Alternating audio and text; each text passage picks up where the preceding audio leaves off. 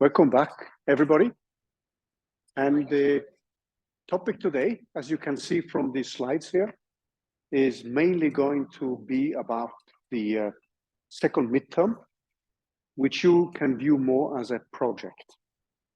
And the things I wanted to give you some small hints and some other topics which fill in the understanding of what you're going to see numerically. So I'm going to use now the first 25 minutes roughly to go through some smaller things which are related to the solution of the various exercises and why you will get some specific results. And after that, we are going to simply just work on a project. We are going to do the same thing on Friday. So we have the time roughly till 5 o'clock today and on Friday. And next week, we will start with a new topic. However, we will intersperse during the various lectures things which are related to the discussions about the midterm project. So the first 25-30 minutes today are going to be more topics which rotate around the interpretations which we are going to make when we solve the midterm here.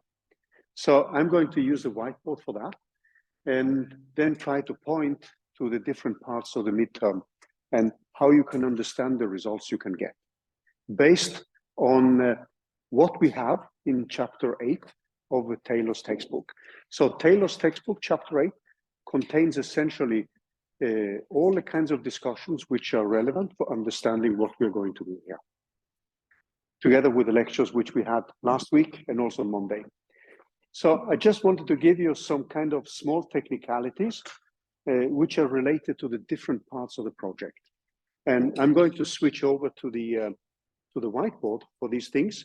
For those of you online, Shu Yu will help you with the discussions on the midterm, whereas I will float around in the lecture hall here. So let's switch to the whiteboard and then look at some of these small technicalities which pertain to the different exercises so that you can, how to say, get a kind of understanding of why you will get these and these results. So let's take a look at one which deals with part 1. So this is the second midterm.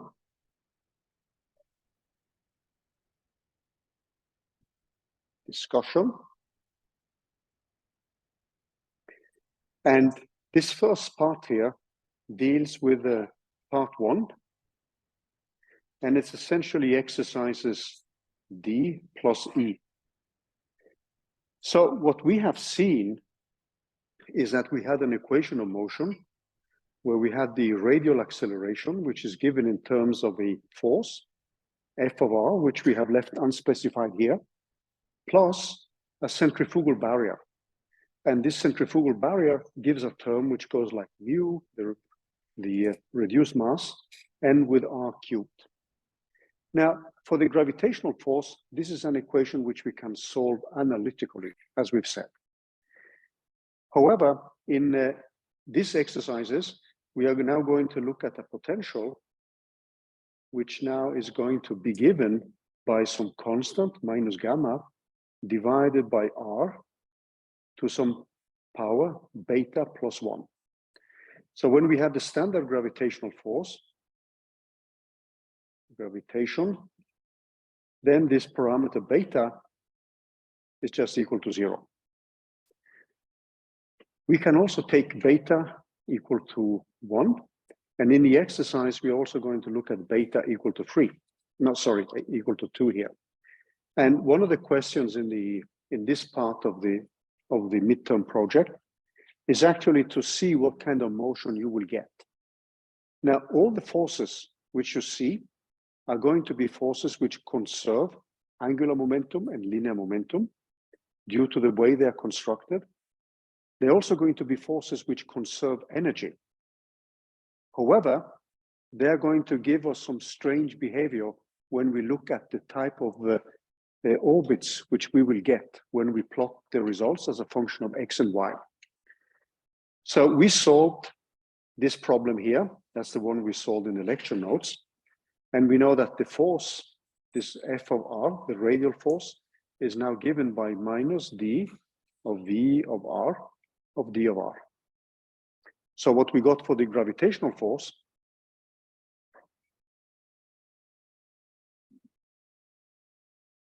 that is given by, when we now only look at the radial dependence, that is given by an F of R, and that's the one we are going to play around with, which is given by this constant gamma divided by R squared. Sorry, not R cubed, but R squared.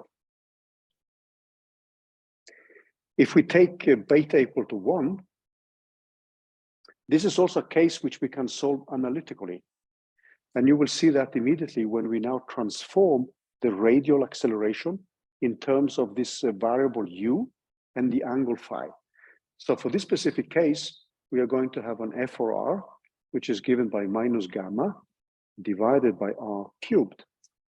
Now, when we found the analytical solution, what we did then was to define R to be equal to 1 over this variable u. And we wanted the solution of u as a function of the angle, which obviously gives us R as a function of the angle.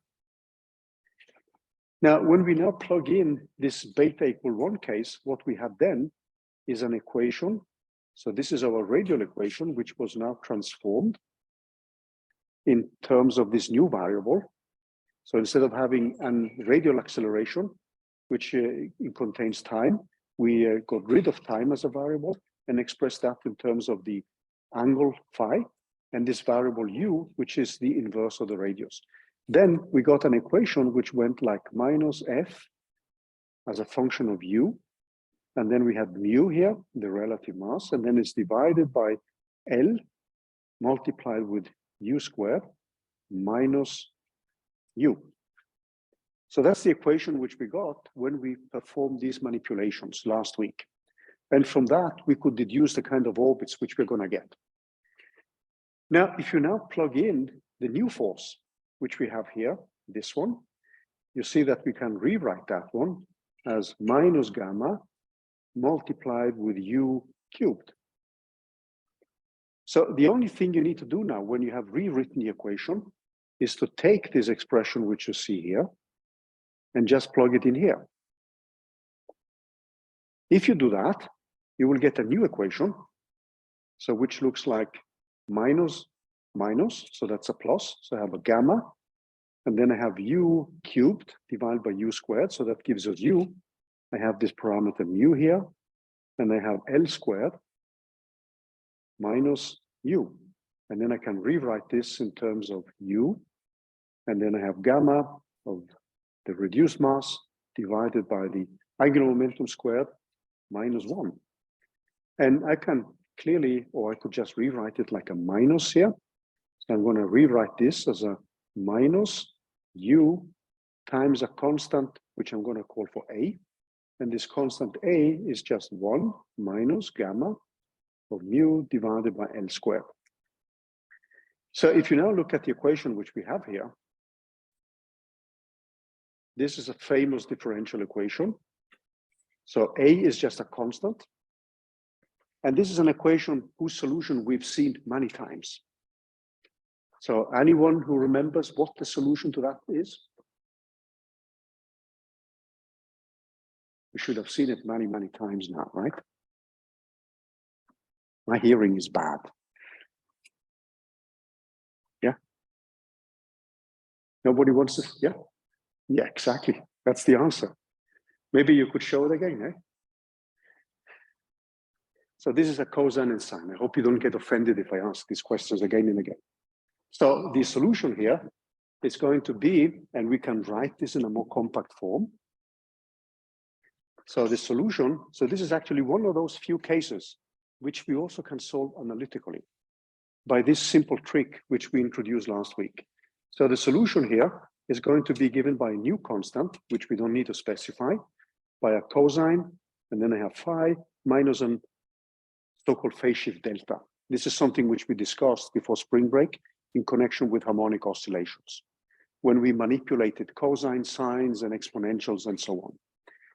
Then you see now that R, which is given by u divided 1 divided by u.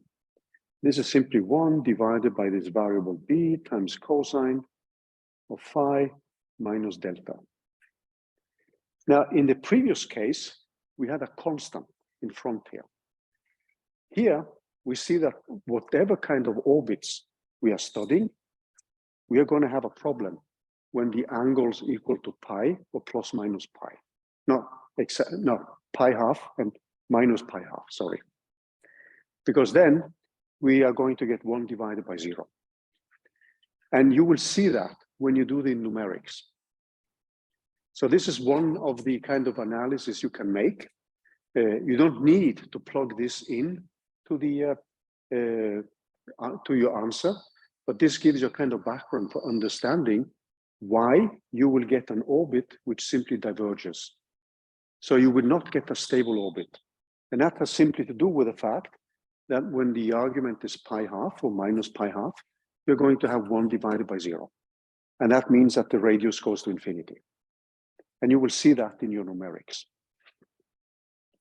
So energy will be conserved, but when you do this numerically, since you're going to get huge values for the radius, you will have problems demonstrating that numerically. So just keep that in mind. So these are energy conserving forces, but you will have problems demonstrating that numerically when you hit an angle which is pi half minus pi half. Okay, you can now also, if you look at the other case which you have, with this beta equal to 2, then if you plug in the force, then you will have something which runs like minus gamma divided by r to the power of 4. And that will give you, in here, that will give you a u to the power of 2.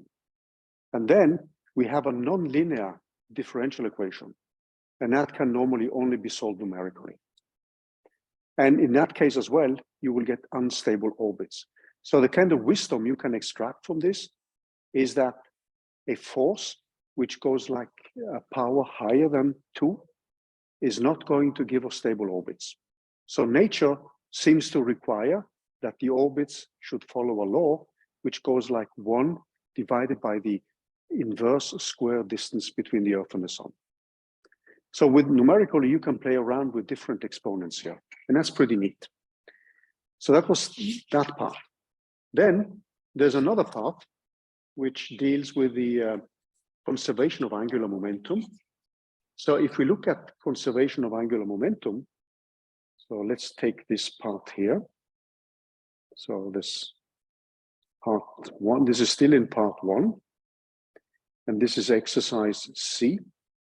And in that case, you're being asked about the Kepler's, I think it's Kepler's second law. And what we have is that the area, which is spanned by the orbit as a function of time, you don't need to show this actually. It's given by the angular momentum divided by 2 divided by the reduced mass here. So in our case, we know that this quantity here is equal to 1 divided by 2 of mu. And then we have, since we have the absolute value here, this is the absolute value of r dot p. And we know that p, the momentum, is nothing but the reduced mass times the velocity. So we can actually rewrite this one, is L divided by 2 mu is equal to, we have mu here, so we simply get r multiplied as a cross product with v, multiplied with a factor of a half. So in our case, r is going to be a function of t, and v is going to be a function of t, and they will follow from our numerical solution. So the only thing you need to do then, when you have the numerical solution, so these are going to come from the ODE solver.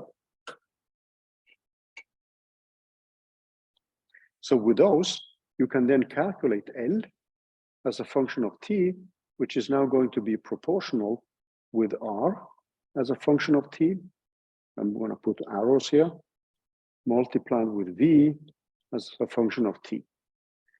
And then what you would do next is simply to plot L as a function of time. And what you're going to see then, if you've done the calculations correctly, what would you expect if angular momentum is conserved on an axis like this? Something which rises or decreases, or just dead flat? If it's conserved as a function of time, what would you expect then? Just flat, yeah. Previously we had oscillations, and now we just have a straight line here. So what you will see then, and this is what you need to do, you will get something like this. This is supposed to be a straight line. So you don't need, so let me ring this in here. If you look at this one, this is in Taylor, chapter 3.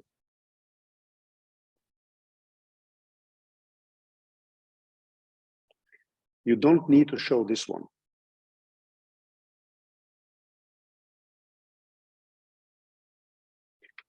So in chapter 3, there's a derivation of that relation, which is called Kepler's second law. You don't need to show that one. What you need to do in the exercise is simply to use your velocities and radius and simply take the cross product and see that that gives a straight line when you take the absolute value of this quantity. That's a typical indication that angular momentum is conserved as a function of time. So that was that part. So let's also go back to still part 1. And then we may do something about part 2 on Friday, but let's see how far we get today. So still part 1, and that's about scaling the equations.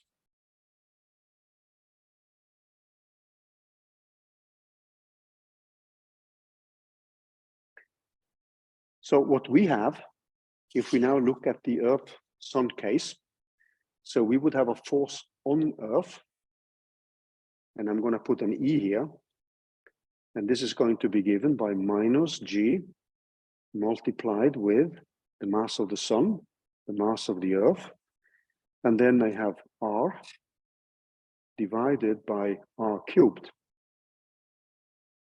And now keep in mind that if we are in 2 dimensions,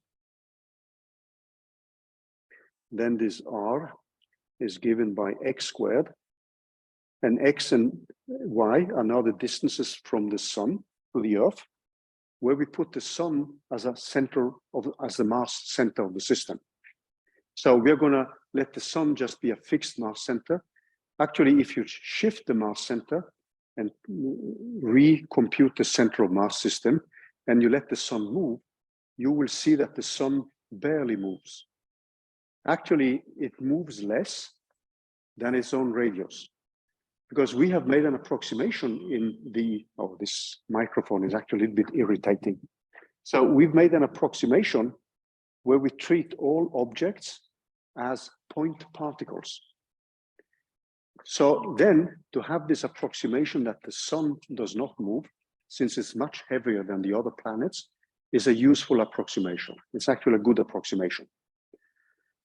Because if you allow the Sun to move, you will see that it moves less than its own radius. And clearly, if you treat it as a point particle, it doesn't make sense to let the Sun move as well. So we are going to treat all objects as point particles here, which sounds a little bit strange. So in 2 dimensions, it would be given by that. And when you're solving the exercises, you should feel free to solve them in 2 or 3 dimensions. As we said, the orbit of the Sun follows an ellipse, which is pretty close to a circle. However, when you come to part 2, and you're going to write a program for the solar system, you need the initial positions and velocities of the planets.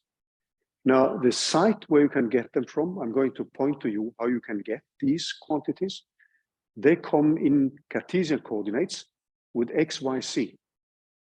There is no problem for you to increase the equations to run in 3 dimensions. You just get 2 more additional differential equations for each object. If you run like the Earth-Sun case, you will have 4 differential equations which are coupled. If you go to 3 dimensions, it's going to be 6 equations. And now we're going to see the kind of equations you need to program. And when you add more planets, the only thing you need to do then is to add the new forces between the different planets, and obviously the new planet and the sun. So let's take a look at these kind of technicalities. So if we now look at the equations here, you will find it convenient to change units. So we are going to scale away g times the mass of the sun. And let's see how we can do that. So this is just one way of doing it. You can feel free to keep the constants, but then you have to be careful because it's easy to make an error. 10 to the minus 7 can become 10 to the plus 7, and then you just get crazy results. It's easy to make that error. Just ask me. I've done it so many times that I feel stupid. Actually, my wife and my daughter think I am pretty stupid. That's another debate, actually. Okay, so let's now look at the acceleration. So if we now go into the x and the y direction, this is obviously f of x divided by the mass of the Earth. So this is the acceleration of the Earth when we keep the sun at rest. So that becomes equal to minus g times m divided by this r cubed multiplied with x. And we would have a similar one for AY. So that's the force in the y direction divided by the mass of the Earth minus g multiplied with the mass of the sun of r cubed and y. So if you add the z direction, you get an acceleration in the z direction as well. But let's just stay in 2 dimensions. And this is more than okay for the first part. All the demonstrations you're going to do now are just about an object which moves in a circle or an ellipse around a center of mass, which is the sun. Then we also have, we know that these equations here, this is the same as d v of x dt, and this is the same as d vy dt. And then we have a similar equation, dx dt, which is equal to v of x, and dy dt, which is equal to v of y. And you see now that you have 4 coupled differential equations, and we can't decouple them when we run in Cartesian coordinates. For the exercises here, run everything in Cartesian coordinates because that's the easiest one to implement. Okay? So these are just some hints and advice about how you're going to proceed with solving the midterm here. Now it's useful to get rid of g times the mass of the sun. So one of the things you can do then is, so we want to get rid of this one. So one thing we can do then is if we take the Earth and assume that we have a circular motion. So this is an assumption, okay? And it's just an assumption which we use to get rid of g times the mass of the sun.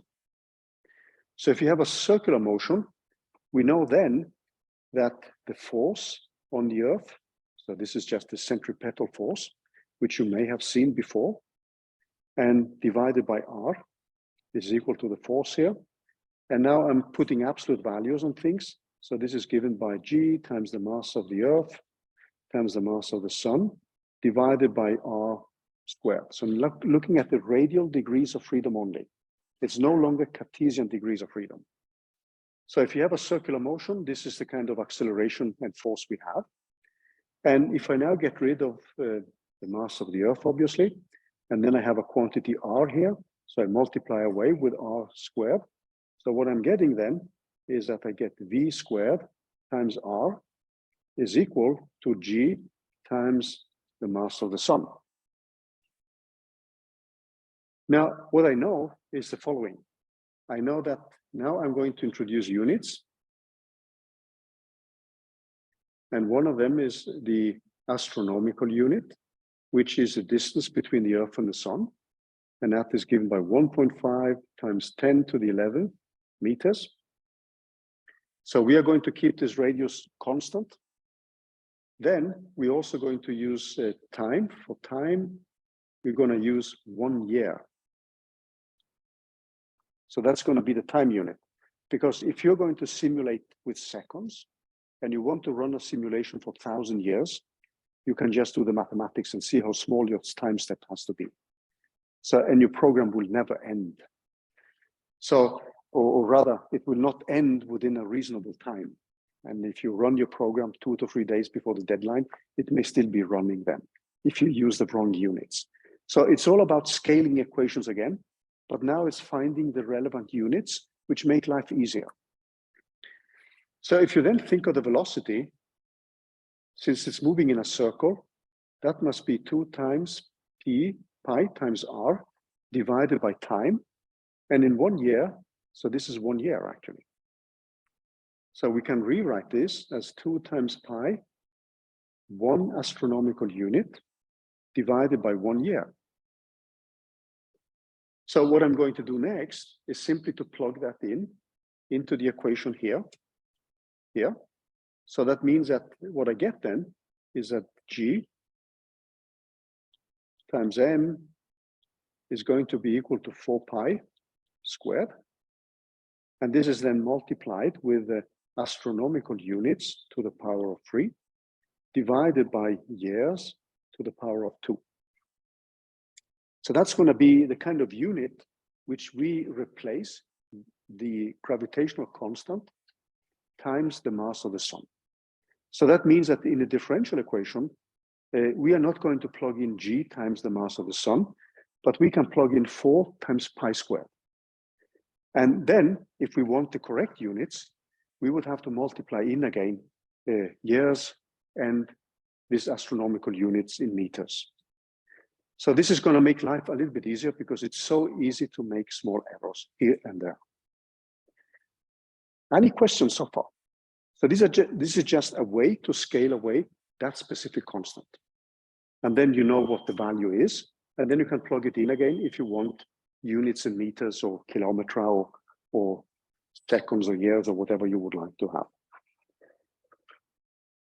So maybe, I guess you guys are close to saturation now. You would like to work on a project. But I could sneak in one small thing too. I mean, when we are adding Jupiter, there is only a small complication. So my advice, when you come to part 2, is that you add 1 planet at a time. If you're familiar with object orientation, this is actually a type of problem which begs for object orientation, because you can just write 1 differential equation for all the planets, and the only thing you need to do is to add the forces from the other planets. So if you're familiar with that, feel free to try that. If not, you can just add planet by planet. That's also fully acceptable. I mean, you are not getting points on programming beauty here. I mean, your program can be pretty greasy as long as it gets the correct results and gets the right physics. Okay, so you're not getting points, extra score on the way you write your codes. But if you know something about object orientation, writing classes and things like that, feel free to discuss that in the lectures as well. I'm more than happy to discuss these things with you, if that's something you're familiar with. But before we move on, I wanted to show you there is one link in the project. So let's go back to the project description. And you may not be familiar with that. So if we look at the project, and let's click on here. So this is the project text. If you then scroll down to part 2, there is a list of the different masses. But we will start with the Earth, Jupiter, Sun system. Now, this is where it actually can be convenient to use a 3-dimensional system. And the reason for that is that there is an application here, or actually a site from NASA, which allows you to extract the positions and the velocities of the different planets. So if you look at this site, what you would need to do then, if you look at the table here, you would click on vector table. That's the option you need to click on. And here you have mass, but you would change them from different planets. If you now click on generate here, What this is going to generate for you is a table. So it contains the physical data of Mars. This data are revised continuously. But then if you scroll down a little bit, you will now see that, so it uses the sun as the center of Mars. And here you will find on April the 5th, this must be midnight. This is the estimated position. This is the X, Y, and Z coordinates. And these are given in kilometer. And furthermore, you would have the velocities here. This is Vx, Vy, and Vz. So when you're moving to the Earth-Jupiter case, you can still play around with things in 2 dimensions. You would then have to cook up some kind of distance based on these numbers. But when you then go to all the planets, this is convenient to actually use. And then just to add, the C degrees of freedom just involves 2 more differential equations per planet. So there's no additional or particular complication if you want to use this data for the initial conditions, which are the initial velocities and positions of the planets. So this is a table which I recommend to take a look at. And you can simply use these values to initialize the positions and the velocities of the different planets. And that gives you also a kind of feeling of running a slightly more realistic calculation of the solar system. So the link is in the project itself. And when you go to that link, you have to click on generate a vector table. And then you have to change the different planets. And I recommend just adding 1 planet at a time. Because we as humans, we are always impatient and we want to do everything immediately. And this can often lead to errors which take a long time to find. I would also like to recommend that you try to collaborate when you're dealing with this specific midterm. It's very beneficial to discuss and program together, because sometimes we make errors which are difficult to catch, stupid ones, and then your companion may see the error immediately. You probably experienced that you've been banging your head against some lines of code which don't give the correct result. And then your friend comes and takes a look at your code and says, hey, there's a missing I here. And you've been spending days on that one, and your friend sees in just a few seconds. So it's very beneficial to actually discuss and work together. This is a typical type of project where working together and discussing is very beneficial. So I'm going to stop here now, and then we use the rest of the time which we have. We have this place till 5 o'clock. And on Friday, the only thing I'm going to sneak in is how you would deal with the Earth-Jupiter-Sun case. But I'm going to stop here now. So in order to let people have some time to actually look at the project.